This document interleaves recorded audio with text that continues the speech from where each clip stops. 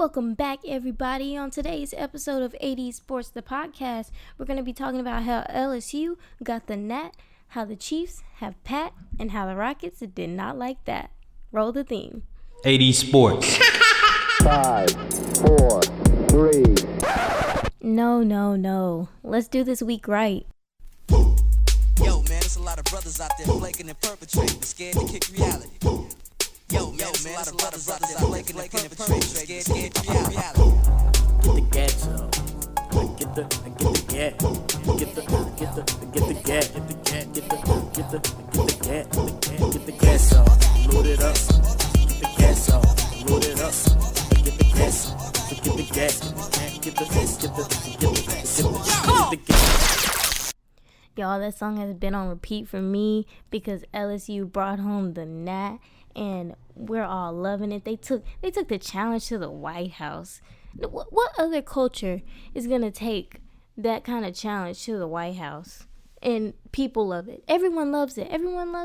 The whole culture of Louisiana is taking the sports world by storm because we have a magazine that was posted about Joe Burrow where it was called The GOAT, but it was spelled, like Louisiana spelling GEUXT. And I was like, they love us. They love our culture so much. But I can understand why they love our culture because we do things like win the national championship, because we do things like breed top tier athletes. We got 7 players from LSU going into the draft this season. Come on now. This year, not this season, you know what I meant. But anyway, the point is LSU got the Nat. They did exactly what they said they were going to do. They've been telling us with all the videos. They went down there and they got the Nat. LSU won the Tigers showdown 42-25. And while they were at it, Joe Burrow, he broke some more records because that's what he does. He always breaking records. So, per 80 Sports, Joe Burrow has set the NCAA single season passing touchdown record. I got that from 80 Sports _ on Instagram. You should go follow. They always have very useful information. I wonder who runs that account. But Joe Burrow set the NCAA single season passing touchdown record in that game with a touchdown pass to Thaddeus Moss. Randy Moss was there like a proud dad. It was a sweet moment. He was there like a proud dad cheering on his son. Joe Burrow finished the night with 31 completions, 463 yards, and 5 touchdowns, y'all. 5 touchdowns. Now, the Bengals have already stated that there's basically no chance that they're trading that first round draft pick. So it's highly likely that the Heisman Trophy winner will be going to the Cincinnati Bengals. So you already know the Bengals are getting a dime with Joe Burrow, who, if I haven't stated this before, I know I have, but I'm going to say it again. He's the Heisman Trophy winner. He also holds the LSU and SEC records for passing touchdowns and passing yards. He also holds the school single season records for completions, total offense, passing yards per game, and total offense per game. So the Bengals, as we all know, really need a good quarterback. So clearly they're not going to just give away that first round draft pick because they know the kind of superstar that Joe Burrow is. But my question is, would Joe Burrow be a bust or a boom?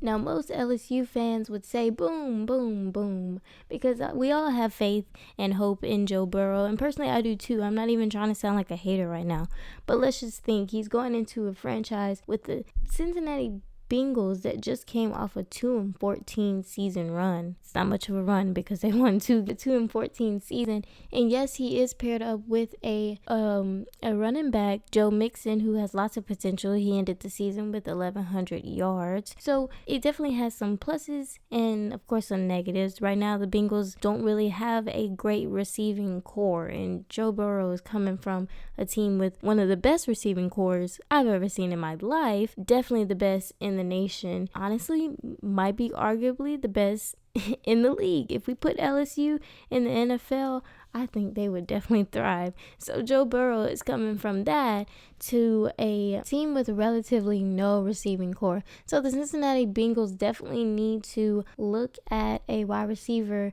in this coming up draft. And I saw their first official mock draft on Twitter, and it said Justin Jefferson, they might pick him in the second round. So I definitely think that'll give Joe Burrow some comfort, having that familiarity with his already dynamic receiver from LSU. Justin Jefferson finished the season leading LSU in catches with 111 and ranked second on the team with 1,540 yards receiving.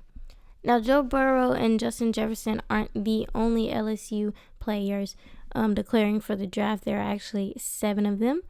LSU safety Grant Delpit, who was a first-team All-American in 2018 and had 5 solo tackles, a sack, and a forced fumble in the national title game. He also intercepted 2 passes this season. National title game MVP Patrick Queen is also declaring for the draft. He had a total of 85 tackles, including 12 for losses and 3 sacks this season. He also had an interception and fumble recovery this season. He made 6 tackles in the national title game, including 2.5 tackles for loss and half a sack. He will be declaring for the 2020 draft. The running back Clyde Edwards-Helaire, who rushed for 1,414 yards and 16 touchdowns this season to match his 453 receiving yards and 1 receiving touchdown, will declare for the 2020 draft. Along with those 4, Sadiq Charles, Lloyd Cushenberry, and Jacob Phillips will declare for the 2020 draft. Thaddeus Moss has also decided to forego his senior year. He finished the season with 47 receptions, 570 yards, and 4 touchdowns, and he will be declaring for the 2020 draft this year. But don't worry, LSU fans, LSU knows how to recruit. Also coming back, you still have Jamar Chase and Derek Stingley Jr. coming to down those wide receivers out there. So don't worry, still good things to come. So I want to hear your opinions on whether or not you think Joe Burrow will be a boom or a bust. Also, let me hear your opinions where you think the LSU players will land this season in the NFL. So you know the deal. Tweet me, Instagram me, Facebook me, do whatever you want to get in touch with me. Let me know how you're feeling so we can talk about your hype. Now it's time to switch gears a little bit and talk about the NFL. If you honestly thought the Tennessee Titans could beat Patrick Mahomes and the Kansas City Chiefs, well... You are so dumb. You are really dumb. For real. Just kidding, you're not dumb. Just very naive, because I told y'all this was Pat Mahomes' year. I've been telling y'all that. Y'all just don't listen to me. So if you're sitting there rooting for the Titans, even though I already told you that Pat Mahomes was going to win it all the way, then that's just on you, because I told you Pat Mahomes was going to do what he does. He was down 17-0 again, and look what he did. He turned it on. 23 completions, 294 yards, 3 passing touchdowns, and 1 rushing touchdown. Come on now. That's a grown man. Treat him as such. That man wants to win. He wants to win the Super Bowl, and he will. You know how I know that he will? Because I said so. And honestly, I'm a little bit spoiled, so I usually get what I want. No, but seriously, statistically speaking, Patrick Mahomes is the better quarterback for this Super Bowl 54 matchup. Jimmy G carried his team. Well, actually, no. Jimmy G did not carry his team. Mostert carried his team to a 37-20 win. Jimmy G only had 6 completions for 77 yards, while the running back, Mostert, had 29 carries for 222 yards and 4 touchdowns. Now, I say Jimmy G's not the one who carried his team to the dub because the running game really is the strongest point on their offense. Jimmy G, again, like I said, only has 6 completions for 77 yards. And Deebo Samuel, he is good. He runs circles around people, but he only had 2 receptions for 46 yards. So 49ers defense really held it down. But will that be enough to stop this dynamic offense that is the Chiefs? They were able to stop Aaron Rodgers, but Aaron Rodgers still got off 31 completions, 326 yards, and 2 touchdowns. And I think the only thing that really killed him was his 2 interceptions. At the end of the game, Richard Sherman caught a game-ending interception, and the Niners were able to just victory stance it out. But I just don't know if the 49ers defense will be enough. If their offense doesn't perform, and the Chiefs found a way to stop Derrick Henry, which is like stopping a freight train at full speed. So if they were able to stop Derrick Henry, I think they will definitely have a chance at stopping Raheem Mostert. And it's also going to really hurt the 49ers that Tevin Coleman just went out with seems to be an elbow injury. I'm sure there'll be more updates with that later on through the week. So I definitely think that's going to hurt the 49ers a little bit. And I think the Chiefs can shut down Moisture, and I know that they can shut down Jimmy G. And the other threat is George Kittle, and even the Packers found a way to lock him up tonight because he only had one reception for 19 yards. So I think if the Chiefs can lock up Kittle, shut down the running game, and stop Jimmy G from passing that ball to Deebo Samuel, then I think they can win the game, because I just don't think the defense is going to be able to hold up the entire game if the offense is just consistently getting stopped. If the Chiefs can hold Derrick Henry to 69 yards, then they can find a way to stop the San Francisco 49ers. And that's on period. I'm just saying it could either be a really offensive game or a defensive game. Both teams are really strong on defense, and only one team is both really strong on defense and on offense. So sounds like it's going to be the Chiefs to me.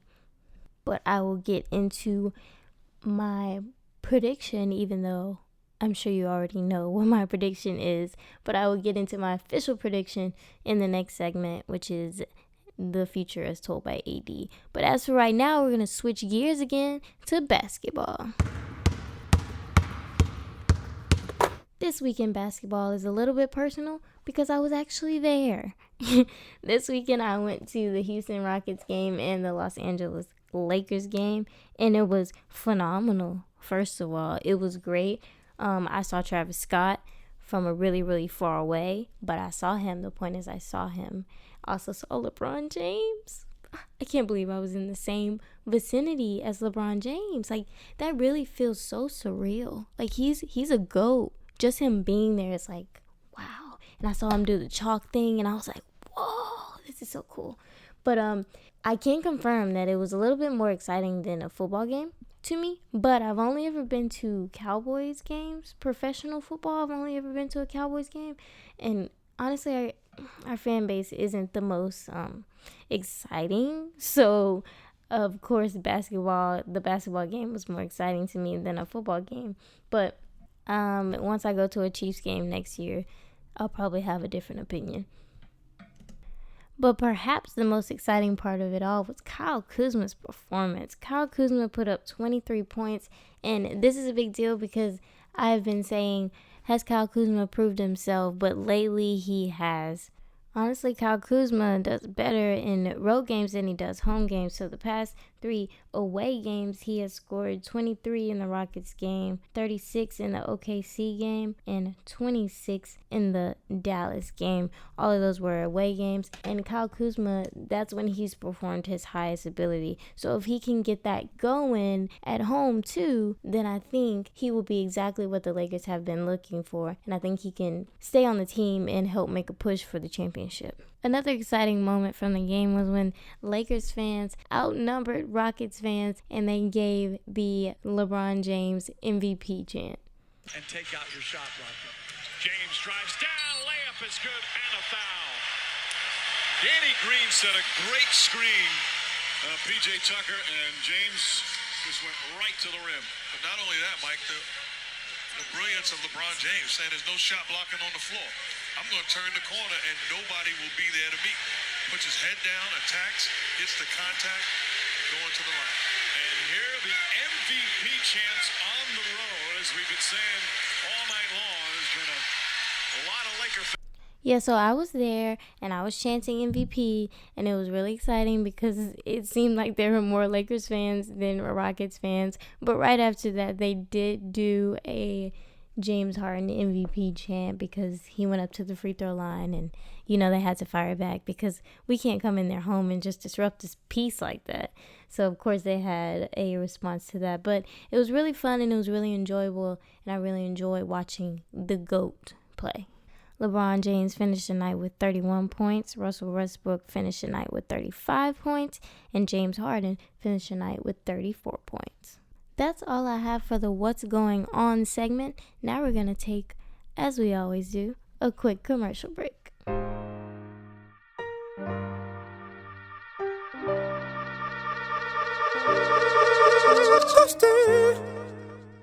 Stream Toasty on all platforms January 17th.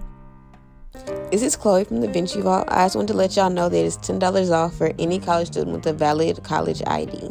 Book with me today. What's up, y'all? It's your boy Alan. Just letting y'all know I got my clothing brand, Ratchet City Apparel. We trying to, get this all over the city, let everybody know where the real Ratchet City is at. So, just hit me up, support me. I got my Instagram page is @_Alan_Caldwell. You can get me on the Ratchet City app Instagram page @Ratchet City app, and you can get me on Twitter @AppRatchet. Just letting y'all know we got a special code for AD Sports. If you hit me with AD23, that's AD23, you can get $10 off your next purchase. So just hit me up and let's get it right. What's up, YouTube? It's your boy, That Boy AJ, and just checking in. Just say, after you're done listening to AD's wonderful podcast, come over and watch some of my videos. All right, That Boy AJ out. Back to AD. Welcome back. And we are back. Make sure you guys go support my friends because I love them, and that would be nice. Also, if you ever want me to throw in a commercial for something that you own or, I don't know, a business that you have, I gladly will. Just DM me and let me know what to put in, and I'll tell you what to do. But for now, let's get into our next segment, The Future, as told by AD.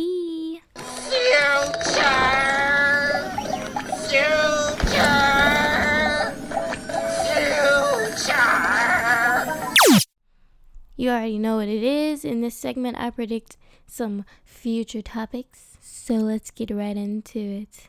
Let me stare into my crystal ball. First up, obviously, the Chiefs are going to win the Super Bowl because Patrick Mahomes is a stronger quarterback than Jimmy G will ever be. Jimmy G's career stats are 6,946 passing yards, 44 touchdowns, and 21 interceptions. He's been in the league since 2014. Now, keep in mind, for 3 of those years, he was a backup quarterback in New England. So 2019 has been his best year so far with 3,978 yards, 27 touchdowns, and 13 interceptions.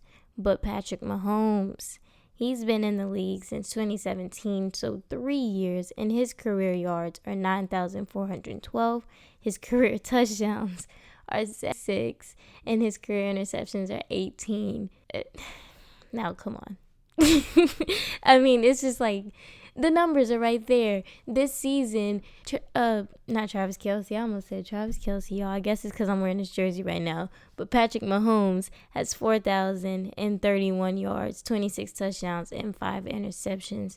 And this year, 3,978 yards, 27 touchdowns, and 13 interceptions. 13 interceptions compared to 5 interceptions. So those are just some basic stats on the quarterbacks going into this Super Bowl game. And I definitely think the odds are ever in Patrick Mahomes' favor. So I definitely will be picking the Chiefs over the 49ers. Yeah. So like I said earlier, the Chiefs can win if they stop that run game and if they don't let Richard Sherman pick Patrick Mahomes off. But I really don't see that happening. Well, since it's almost Super Bowl time, that's pretty much all the predictions that I have for that segment. Now it's time to move on to my favorite, AD. And the AD stands for... Damn! Oh, damn. So you already know what time it is. I'm about to highlight all the plays this week that had you being like, damn. One of my friends told me that they really liked this segment because of the way that I say damn. And I was like, well, I'm just really hesitant to say it. But I'm not going to be hesitant anymore because this is my segment and it's my name. And damn. This is for you, AJ. First up, we have the game-sealing sack by Frank Clark on Ryan Tannehill. that was followed by the famous McGregor walk. They snap it just in time to avoid a delay of game. Tannehill under pressure. Still moving to his right. Frank Clark chasing. Knocks him down. Tannehill goes down. Shark-infested waters. Frank Clark, the Shark, has just given Kansas City its first trip to the Super Bowl.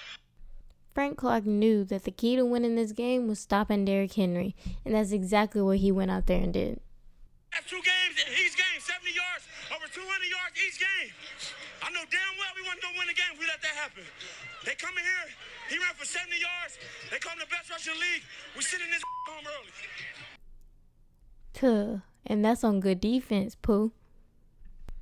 There were so many gems in the Kansas City Chiefs game and the Tennessee Titans game that it's hard to pick just a few. But I'm going to do this one, which was Mahomes' first and only rushing touchdown of the night that gave Kansas City the lead. Williams shades that same way. 3-man rush again by Tennessee. Mahomes moving to his left laterally, chased, holding it, and gets out of bounds and up the sideline. He's not out of bounds yet. He's at the 10. Inside the 10, he dives for the end zone. Touchdown, Kansas City. A remarkable acrobatic scramble on a 27-yard run. Maybe the best play yet of Patrick Mahomes' incredible young career. Touchdown, Kansas City! I love that song. No, I love it. Patrick Mahomes was walking the tightrope, but he had to get it done because that's what he does. Because he's Pat Mahomes. I keep saying that, but that's all I need to say about him. When you say Pat Mahomes, you just know it's gonna get done. So whenever somebody's like, "Oh, are you gonna do this? Are you gonna do this?" Just be like, "Pat Mahomes." Just say that. That'll be your response. And if they know anything about anything, they'll be like, "Okay." They'll get it done. All right, so the next play is for the Green Bay Packers fans. This one goes out to all of you because I know your heart's breaking because you thought, hey, Aaron Rodgers is going to do what he always does and winning in the last few minutes of the game. But Richard Sherman said, not today. He can start doing that. Rodgers back. Pass rush holds. He's going to throw a bomb down the field for Devontae Adams in a double coverage. It is intercepted by Richard Sherman. And the 49ers are going to win the game and win the NFC Championship game and go to the Super Bowl. That was a bad pass. Aaron Rodgers threw that into double coverage. Kind of looked like he just threw it up there blind. There's no way this receiver was going to catch that at all. So Richard Sherman deserved that interception because that was a very bad pass. This next one right here is from the Rockets game. I didn't get to record it live because every time I got my phone out to record, I got all the bad ones and then I missed all the good ones. But luckily, I got this one. Westbrook back to Capella. Shot blocked by McGee. Oh, right at the rim. James down the other end, lays it up and in. And a timeout called as the Lakers have their first lead.